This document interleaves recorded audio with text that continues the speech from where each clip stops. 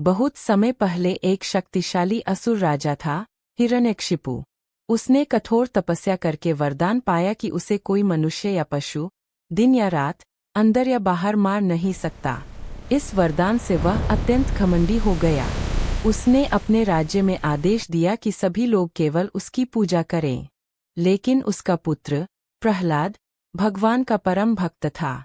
वह हर समय भगवान का नाम जपता रहता। हिरण्यकशिपु को यह बिल्कुल पसंद नहीं था। उसने प्रहलाद को कई बार डराया और समझाया, लेकिन बालक अपनी भक्ति से नहीं डिगा। क्रोधित होकर राजा ने प्रहलाद को मारने की कई कोशिशें कीं। उसे ऊंचे पहाड़ से गिराया गया, जहरीले सांपों के बीच डाला गया, लेकिन हर बार भगवान की कृपा से वह सुरक्षित बच गया। आखिरकार हिरण्यकशिपु ने अपनी बहन होलिका को बुलाया। होलिका को वरदान था कि अग्नि उसे जला नहीं सकती। योजना बनाई गई कि होलिका प्रहलाद को गोद में लेकर अग्नि में बैठेगी, जिससे प्रहलाद जल जाएगा। होलिका प्रहलाद को लेकर जलती हुई अग्नि में बैठ गई, लेकिन प्रहलाद निडर होकर भगवान का नाम जपता रहा। तभी एक चमत्कार हुआ। तेज हवा चली और होलिका का अग्नि से बचाने वाला वस्त्र उठकर प्रहलाद को ढक गया।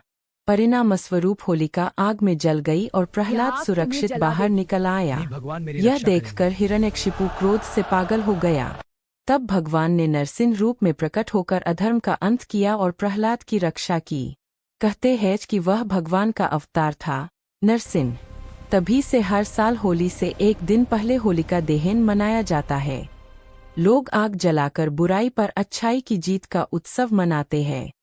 यह पर्व हमें सिखाता है कि सच्ची भक्ति, साहस और विश्वास से कोई भी बुराई अधिक समय तक टिक नहीं सकती।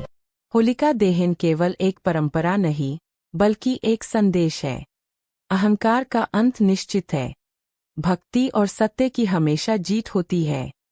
ईश्वर अपने सच्चे भक्तों की रक्षा करते हैं। होली की शुभकामनाएं।